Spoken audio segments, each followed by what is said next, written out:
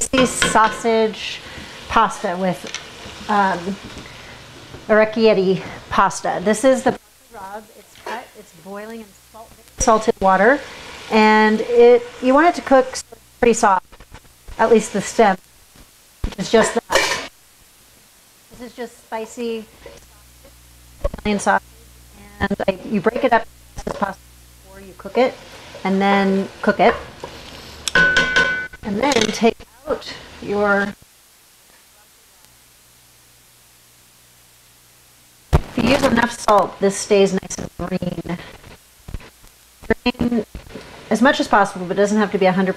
You're going to add this then to the sausage. Keep your water boiling because you're going to use the same water for the pasta.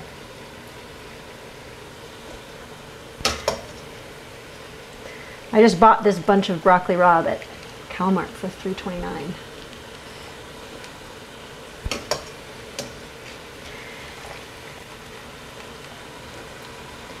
And the last bit of it. I could have gone directly into the pasta, into the sausage, but I didn't. Okay, so now I'm just going to add the broccoli rabe to the sausage. I'm going to leave out some of this water. And now you just stir this around and mash it up, and mash up at least the stem portions. And this is going to turn into like a sauce-like consistency as the stems break down. With this water still boiling, I'm going to add my Orecchiette pasta. I just get this in bulk from Rainbow Grocery.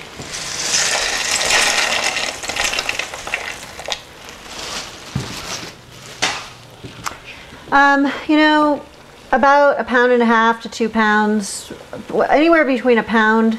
The recipe calls for, I think, a pound of pasta, a pound of sausage, and a bunch of broccoli rabe. I just kind of used my best judgment. I had a big bag and I just wanted to split it in half so I have another serving for the next time. I don't really weigh it, but you can see how this is still boiling. I'm just with my wooden kind of spatula pressing down on the stems, and this will turn into our nice sauce. This is a spicy pasta, so some kids might not like it, but the thing is, broccoli rabe is kind of pungent, and so the spiciness kind of balances out that pungent, almost bitter taste, but not a bad bitter taste. I haven't tried it with a sweet sausage, so I don't know if it's any good with non-spicy. The sauce is coming along, and I'm pressing down on the stems to make it more saucy. So you can see how it's kind of blending and it's combining kind of as one thing. You have to know that when you put the pasta in, you're just going to be stirring at that point. So there's no opportunity at that point to break up the stems. So that's why you want to do as much of that as possible now. The pasta cooks for about 10 minutes, and it's very underdone, less than done. Al dente, and the reason you do it that way is that you add it here and add stock, and you continue cooking it in the pot so that those flavors blend and the sauce gets nice and nicely incorporated within the pasta. So we'll come back in a little bit. The other, one more thing, the great thing about this dish is that this takes 30 minutes to make.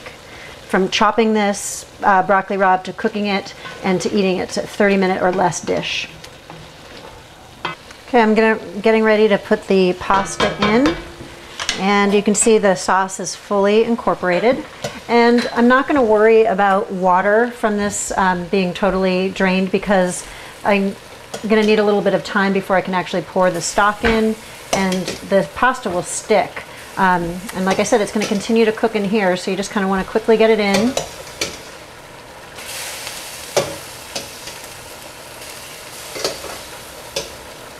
And once again, the pasta is undercooked right now. By adding the stock, it's going to allow more cooking time for the pasta, and then also to make a thicker sauce. You do want to stir this quite frequently because the pasta will stick rather quickly. But you can kind of see how it's starting to incorporate together and make a nice sauce. I don't know how much stock I use, maybe about a cup at minimum.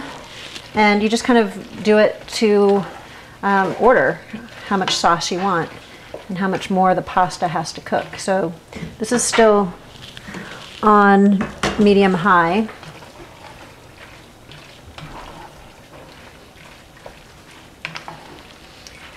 We'll finish this pasta with Parmesan cheese, freshly grated. The recipe also calls for lemon juice, fresh squeezed lemon juice, and breadcrumbs, but I only did that once and I didn't like it as much. I like the freshness of this dish without the breadcrumbs. I didn't feel like you needed to, you really do a good job of making your sauce. You don't need to add breadcrumbs. A few more loner pastas. So just about finished.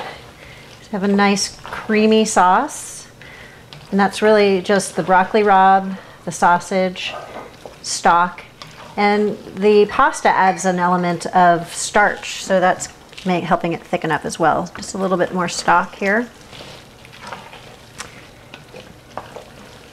And remember, the sausage is spicy, so that adds a nice little kick and balance to this whole thing.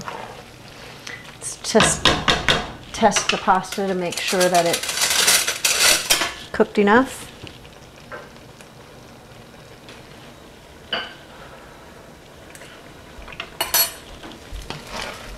Perfect. So I'm going to turn it off and add my Parmesan that I've grated. Probably would typically add a little bit more, but I think we'll add a little bit to the top of this dish.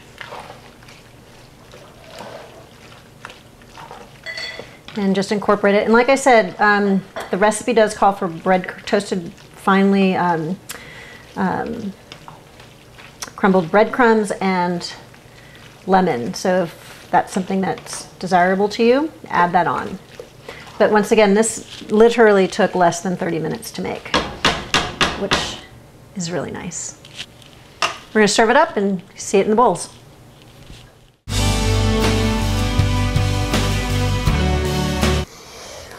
Oh my god, this is my favorite dinner. I really like it a lot.